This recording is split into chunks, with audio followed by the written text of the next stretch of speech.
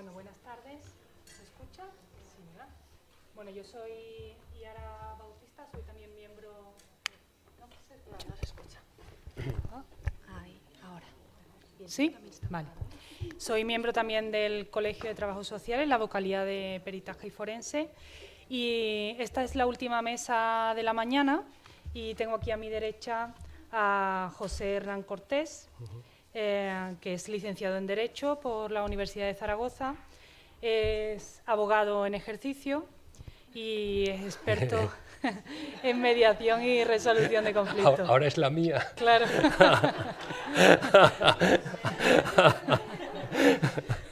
Bueno, es especialista en mediación para la resolución de conflictos, es profesor en curso en mediación civil y mercantil, sobre negociación en el ámbito mercantil y también da formación a funcionarios de justicia en mediación intrajudicial. En la actualidad es responsable del proyecto de mediación intrajudicial en los juzgados de Barbastro y El Monzón, sobre asuntos de familia y penales. Y aquí a mi izquierda tengo a Mari Carmen Conte Mestre, que es trabajadora social y formadora en mediación desde el año 2004. En el año 2007 inició su camino como trabajadora social en el punto de encuentro familiar en Calatayud, con un modelo que incluía como herramienta fundamental la mediación. Y desde el año 2012 participa como profesora de mediación en la Facultad de Ciencias Sociales de la Universidad de Zaragoza y en varios años, desde el 2014 hasta el 2016, trabajó en un proyecto de desarrollo comunitario en el barrio Oliver y actualmente, desde el 2016, pues trabaja como mediadora en el Servicio de Orientación y Mediación Familiar del Gobierno de Aragón. Y entonces ellos nos van a hablar de la mediación intrajudicial y extrajudicial. Vale. ¿Qué tiempo más o menos? Como pues 15 minutitos. Vale, porque si me enrollo, los abogados ya sabéis cómo somos. Empezamos a hablar y no paramos. Bueno, buenos días a todos. Un placer estar aquí. Muchísimas gracias por esta invitación.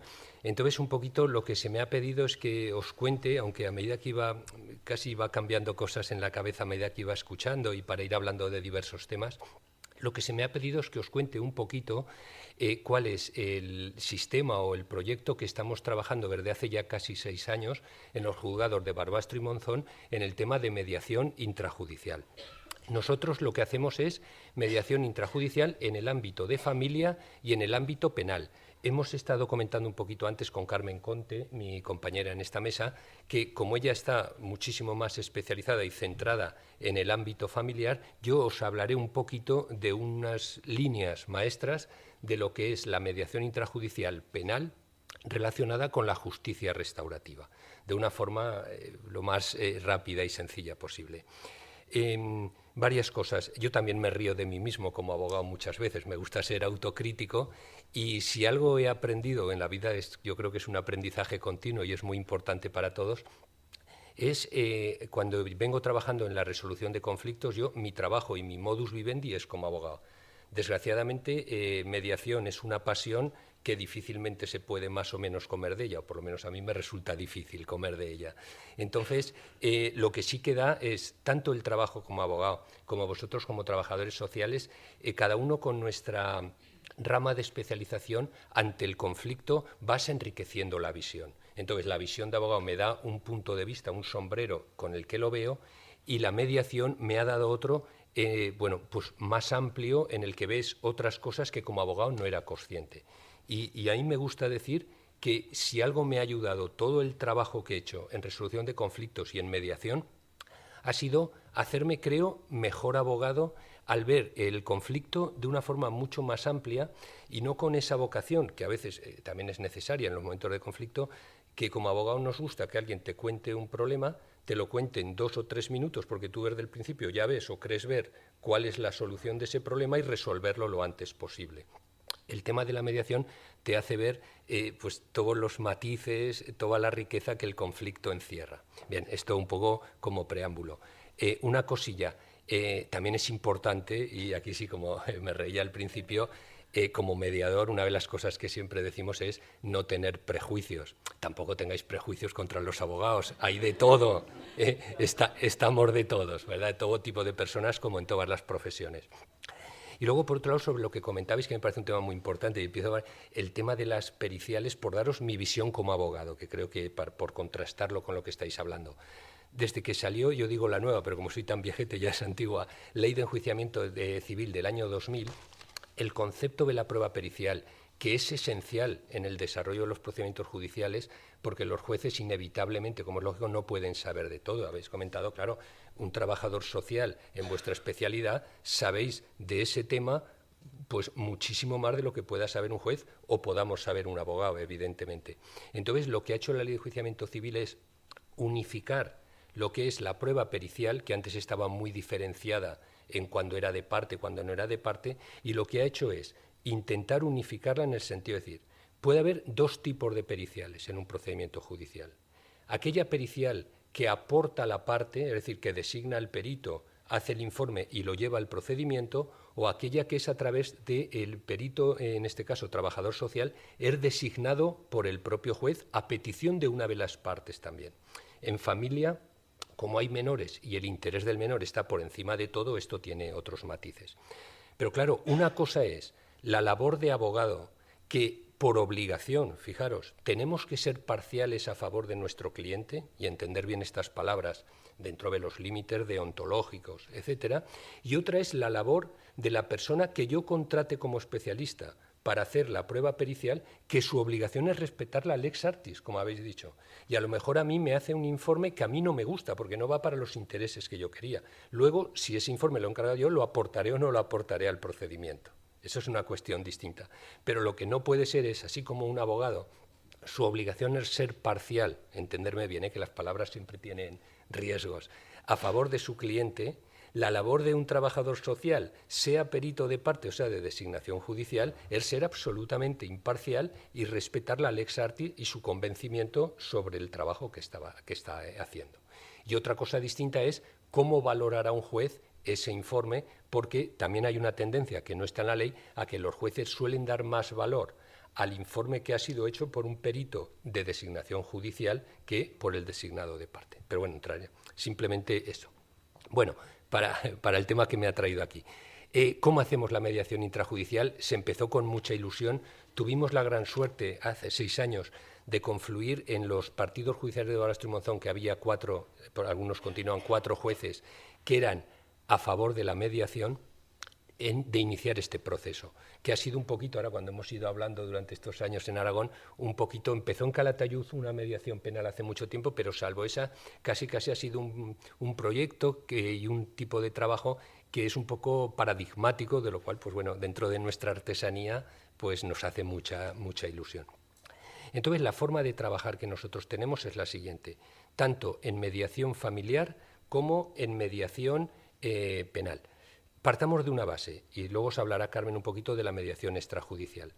La mediación intrajudicial lo que significa, evidentemente, es que un proceso, un conflicto, una situación que ya está judicializada, está en el juzgado, puede estar en las diversas fases del procedimiento, el juez considera que puede derivar la mediación porque ese tema concreto puede ser oportuna la herramienta de la mediación como una mucho mejor resolución del conflicto que una sentencia judicial.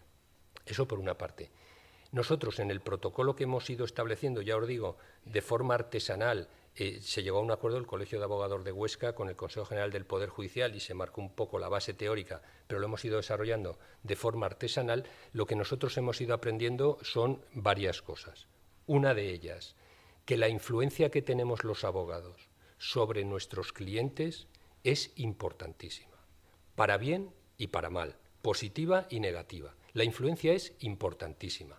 Entonces, nosotros lo que hacemos es, en las sesiones informativas, tanto de familia, que es la primera sesión informativa, como en materia penal, nos gusta y nos interesa que acudan las personas con sus abogados. ¿Por qué? Porque la experiencia nos dice que si no vienen con sus abogados y su abogado es contrario al proceso de mediación, por mucho que hablemos con la persona, que comentemos, que ella pueda ver los posibles beneficios que pueda tener el proceso de mediación, normalmente luego decide no iniciar el proceso. Entonces, nos gusta esa primera sesión informativa con los abogados para que todas las dudas que haya, todas las reticencias, algunas nobles, lógicas, salgan a la luz, porque la clave de un proceso de mediación, tanto intrajudicial como extrajudicial, es la transparencia y la autenticidad. Tenemos que llevar el conflicto, que está muy enmarañado, a un ambiente de autenticidad y de transparencia. Entonces, en esa sesión, todas las dudas que salgan es importante. Por eso nos interesa que estén los abogados, aunque al principio parezca que eso va a generar dificultad. Eso por una parte. Las cuestiones que más suelen preocupar a los abogados y también a las personas en esa primera sesión informativa es el tema de la confidencialidad, porque normalmente, y ahora me pongo el sombrero de abogado de nuevo, cuando entras en un procedimiento judicial tienes una determinada estrategia, acertada o no, y a veces te preocupa que esa estrategia se vea desvelada cuando aparece la transparencia y la autenticidad. Ese tema de la confidencialidad es uno de los que más tratamos en las sesiones informativas porque preocupa. Y otro tema que en comunicación paradójica utilizamos porque es la realidad, es la importancia de la voluntariedad del proceso de mediación. Esta característica del proceso de mediación es importantísima, parece que es su debilidad y sin embargo es una de sus grandes fortalezas, porque las personas dicen, no, te puedes levantar ahora mismo, puedes empezar el proceso y dejarlo en cualquier momento, podemos acabar, podemos conseguir un acuerdo, podemos no conseguirlo, totalmente voluntario. Y ese es un contraste tremendo con el proceso judicial en el que ahí estás obligado. Y si no apareces, estás en esa situación procesal tan fea que se llama estar en rebeldía. Entonces, esas dos cuestiones son las que más preocupan. A partir de esa primera sesión informativa, en la que contamos en qué consiste el proceso, a ver, yo os voy contando cosas y luego, no sé, doy cosas por sabidas porque conocéis el procedimiento de mediación, entiendo, lo intento resumir al máximo.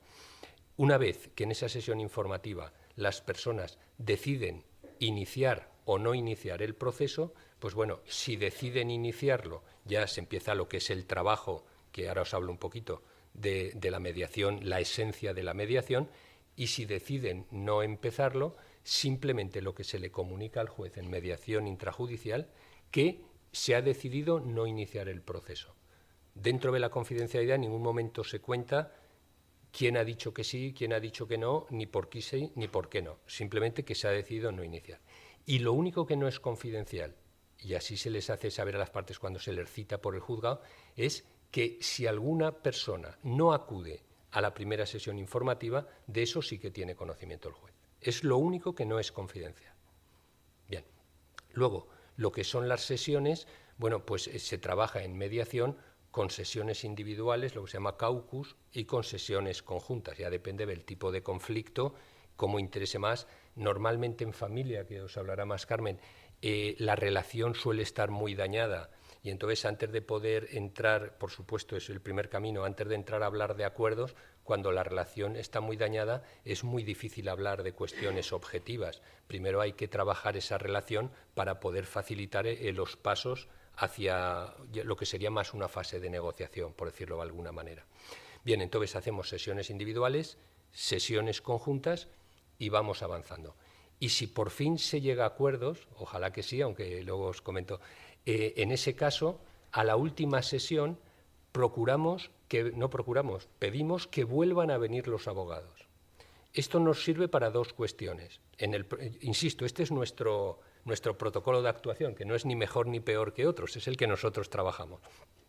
¿Por qué lo hacemos así? Primero, porque eso nos ha servido para ganarlos como aliados al principio del proceso, porque les da la tranquilidad, y yo como abogado la entiendo, que el acuerdo al que se llegue no va a ser un acuerdo que pueda ser de un punto de vista legal muy perjudicial para su cliente. Ganamos como aliado. Y segundo, da la tranquilidad de que ese acuerdo que se alcance realmente luego se va a homologar judicialmente. Antes de entrar con alguna compañera vuestra, me parece que comentábamos que se había llegado a un acuerdo las personas en el conflicto de familia, en un tema familiar, y que luego cuando se lo comunicaron a los abogados, los dos abogados dijeron que no, que ese acuerdo no valía y que no servía y se rompió. Claro, este es el detalle, yo no conozco la profundidad del tema, pero seguramente ahí, si desde el principio se hubiera trabajado, se hubiera podido desarrollar de otra forma.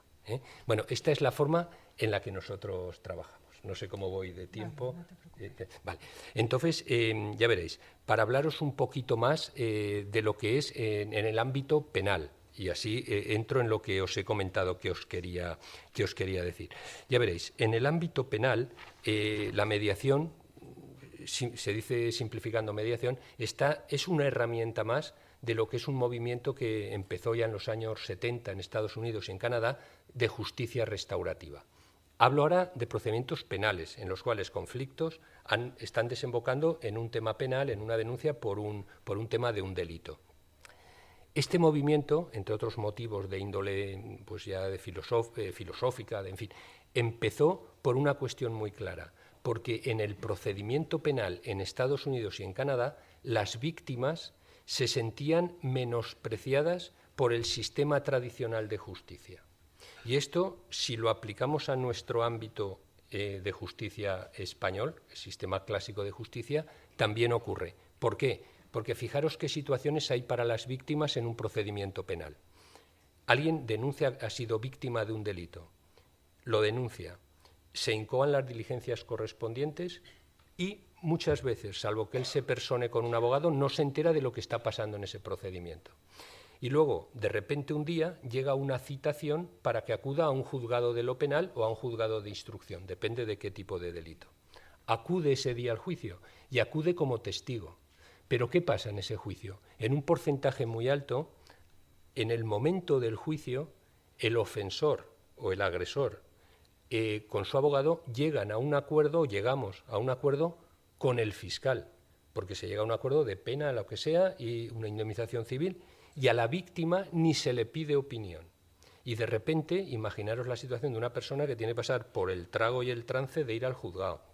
Los nervios que eso representa, porque los que estamos todos los días allí, vosotros como peritos, nosotros como abogados o como mediadores, bueno, lo ves, pero para una persona ir a un juzgado, ostras, ya solo es... Bueno, pasar ese trago y de repente sale el agente judicial y les dice, siguiente juicio, oiga, y a mí dice que estaba citado, ese ya está resuelto, ya se puede marchar.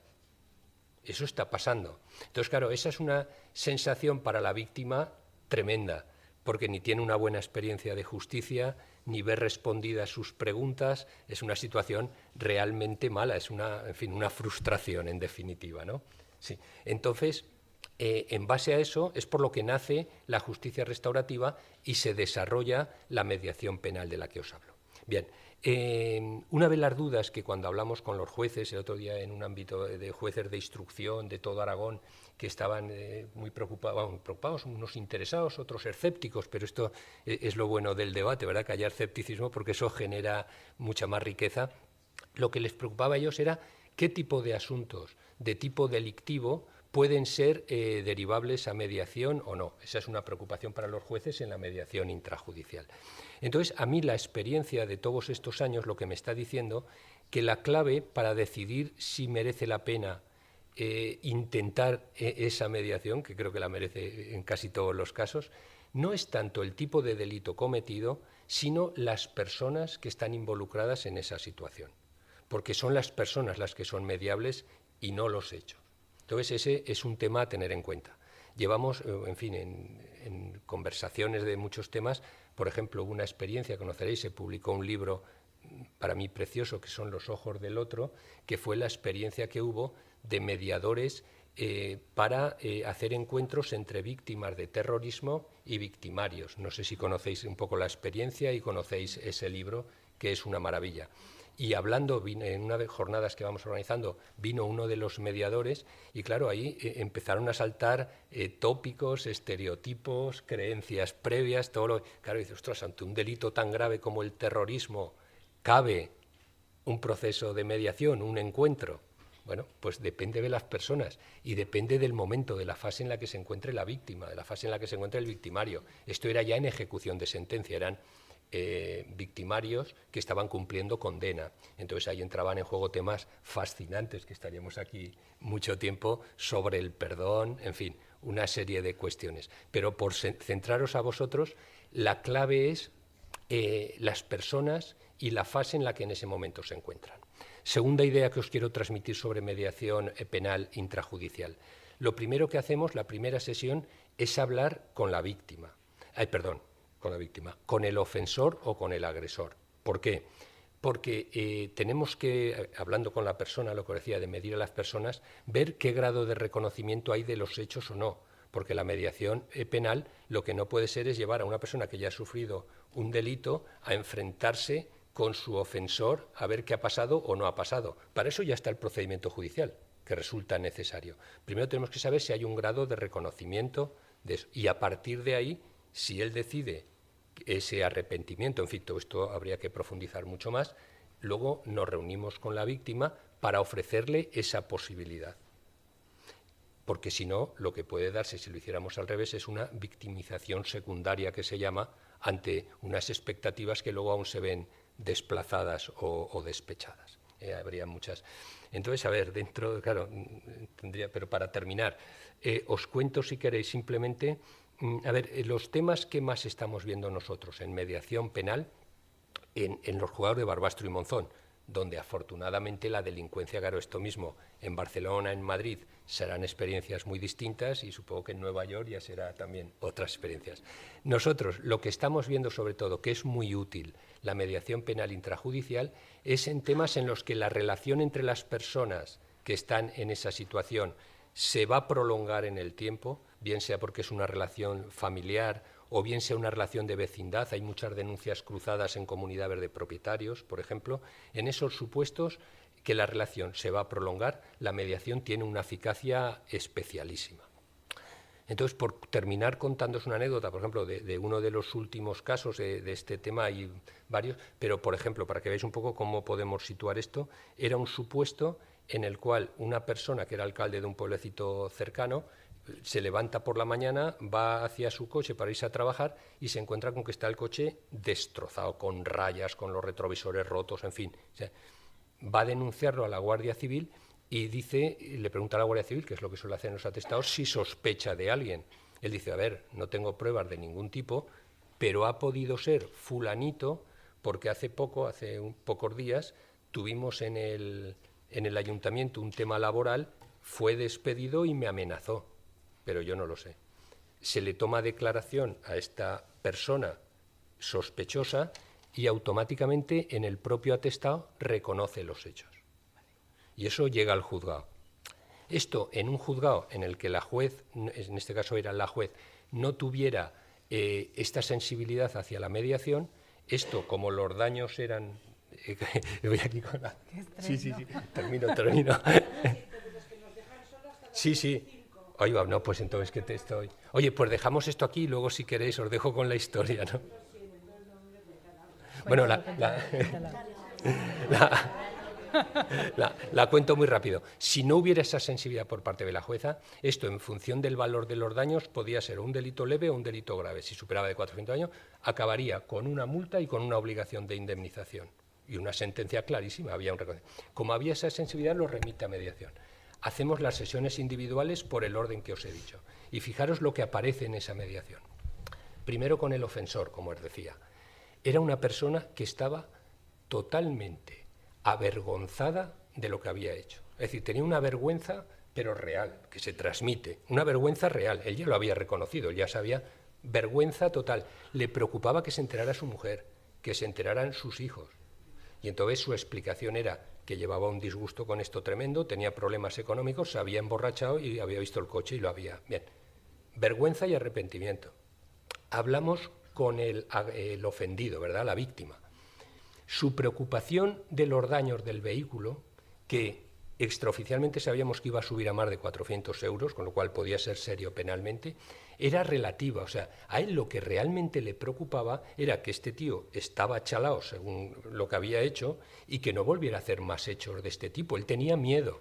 Y tenía miedo no tanto por sí mismo, sino por una hija que tenía jovencita. Dices que un día le da la chaladura y hace cualquier barbaridad. Tenía verdadero miedo. Ni la vergüenza ni el miedo se hubieran podido resolver en un procedimiento judicial.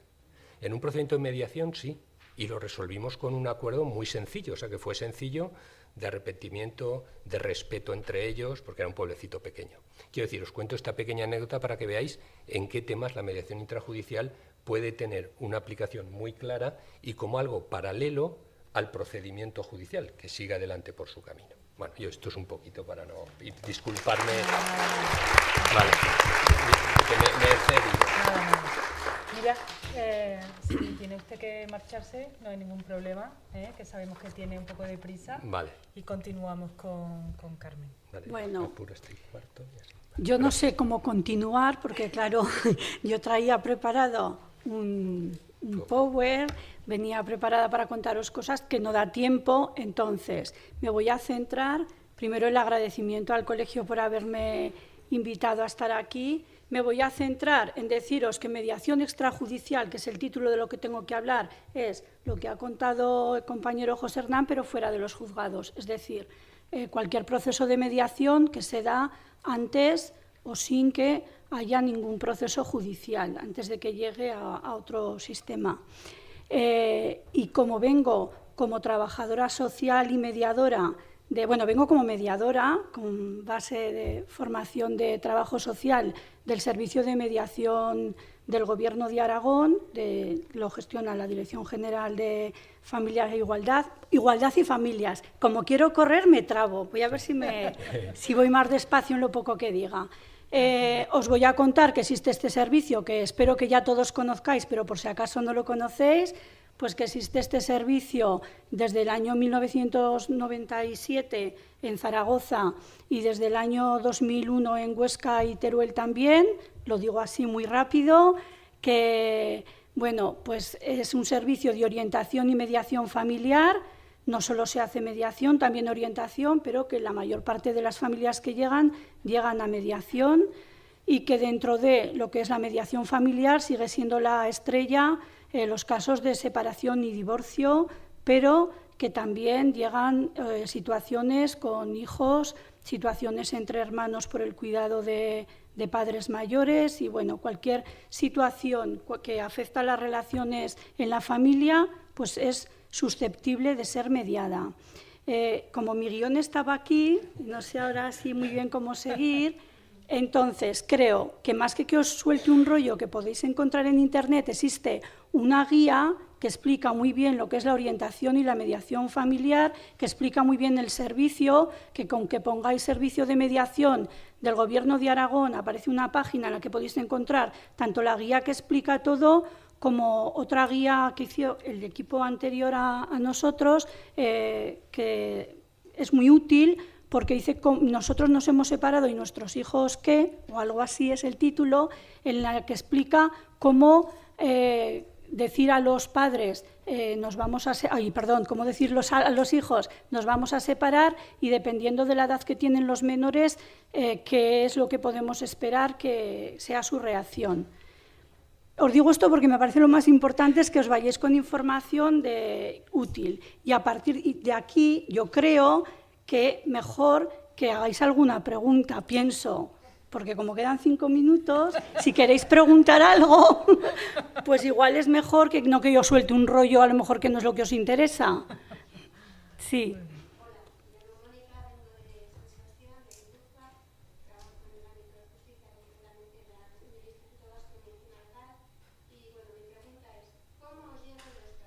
Vale. Bueno, la forma de llegar las familias al servicio es de 2 vías. Una, desde el año 2011, sobre todo con la ley, mal llamada custodia compartida, pero así la entendemos todos, llegan casos derivados desde el juzgado o llegan casos de acceso voluntario. Los que llegan desde el juzgado pues ya forman parte de la mediación intrajudicial y el proceso es similar al que ha contado José Hernán. La diferencia aquí es que la sesión informativa la hace una compañera en el juzgado, donde pueden estar los abogados presentes y luego si aceptan venir a mediación ya vienen solamente las personas implicadas y somos los que estamos en el servicio los que hacemos el proceso de mediación. Y la otra forma es el acceso libre, que vienen principalmente por el boca a boca, porque se han enterado de que existe el servicio por otros usuarios, vienen también porque lo han encontrado buscando información en Internet, por las campañas de difusión que hace el Gobierno de Aragón, o por otros profesionales que les envían. ¿Alguna pregunta? No, actualmente creo que está en una semana o 10 días la lista de espera. Lo que sí que se ocupan todas las horas. El servicio cada vez es más conocido y utilizado. ¿El servicio en la provincia de Huesca sigue siendo...? En Huesca, sí, está... En Zaragoza no, pero en Huesca creo que se trasladaban semanalmente, ¿o no? Sí, a Huesca además coincide que soy yo la que voy. Vamos, en principio, los lunes alternos, pero si la agenda pues lo hace necesario, vamos todas las semanas. A Teruel y Alcañiz lo mismo, se va quincenalmente, excepto que el servicio requiera que se vaya semanalmente. Y en Zaragoza estamos todos los días en distintas franjas horarias, pues un poco para adecuarlo también a... pues, hacerlo más disponible para las familias. No sé si os parece bien que lo haya hecho así. Muy bien. ¿Alguna pregunta más? Sí. Mira, una de las cosas que según que estaba escuchando me surgía es, hombre, un abogado, o sea, lo que planteabas, ¿no? Intentamos buscar la alianza de ese abogado porque si no era como trabajar para nada, ¿no? Aún así, me surgía la duda de cómo hacéis para engancharlos, porque claro, el coste de un proceso contencioso o de un procedimiento penal más largo, a efectos de honorarios, quiere decir, no es el mismo que el de algo que se resuelve en una mediación. ¿Cómo trabajáis con eso? Una curiosidad. Sí, sí. A ver, explícitamente no lo trabajamos, porque yo creo que nadie en su sano juicio, aunque su interés sea ese, lo va a decir explícitamente, ¿no? Entonces, hombre, yo lo que te digo es que en nuestra experiencia, a ver, claro, es que lo que decía, habrá personas de todo, pero nosotros, en lo que son las sesiones, yo no he captado que algún abogado ponga pegas por el tema económico. Otra cosa es que detrás sí, tampoco voy a ser ingenuo, claro. Es que eso me resulta difícil, o sea, no lo trabajo explícitamente para entendernos. ¿Que puede estar ahí detrás? Puede ser, claro, claro. No sé contestarte mejor.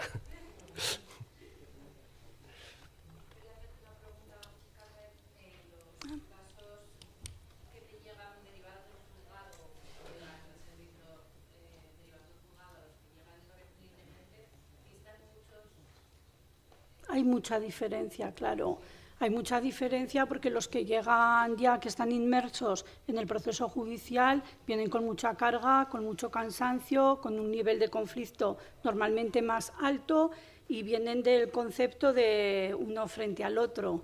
Los que llegan voluntariamente o de otra forma suelen llegar más concienciados de que tienen que hacerlo juntos, que la solución que tienen que dar a ese conflicto tiene que ser cooperando y llegar a una solución que, bueno, sobre todo en los casos de ruptura, de divorcio, cuando hay hijos menores se llega con mucha conciencia de que hay que hacerlo mejor por los hijos. Entonces la diferencia es brutal.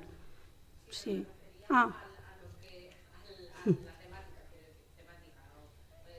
Los temas a mediar, no, los temas a mediar son similares, son los mismos normalmente. En casos de divorcio, lo que hay que mediar siempre es la custodia, cómo va a ser la relación de los menores con los padres, tanto si hay custodia compartida como custodia individual, el tema de cómo les cuidamos, cómo les alimentamos, o sea, cómo contribuimos económicamente, o sea, el tiempo y el dinero hacia los menores, y luego pues si hay vivienda familiar, dónde van a vivir o cualquier otra cosa que tengan que disolver. Es que del juzgado solo nos han llegado casos de divorcio de momento, entonces solo tengo la comparativa en ese aspecto. Yo quería decir muy rápidamente, porque claro, ahora cuando así digo, por lo menos que no se me quede sin decir, que es que en los procesos familiares, mediación familiar, son procesos muy dolorosos, aun cuando las dos personas o tres que vengan con la intención de solucionar, porque están dañadas unas relaciones que nos importan mucho, y entonces el dolor ahí, las emociones y todo lo que se juega es más grande. Por eso, más importante que llegar a acuerdos en las mediaciones familiares es llegar a la transformación de la relación del momento en el que vienen, porque eso además les sirve para que en un futuro, cuando vuelva a haber algo que les ponga en conflicto, no quería utilizar esa palabra, pero ahora corriendo no me sale otra, sean capaces, o sea un aprendizaje para que en el futuro resuelvan y tomen decisiones sin llegar a dañar la relación. Bueno, ya está. Muy bien. Bueno, muchas gracias a los dos. Sentimos mucho tener tan poco tiempo, bueno, es sí. cuestión de la mañana. Nada, paramos aquí, volvemos a enlazar a las 4 de la tarde con la mesa del ámbito penitenciario aragonés y nada, pues emplazamos esta tarde. Muchas gracias. Vale, gracias. Vale, gracias.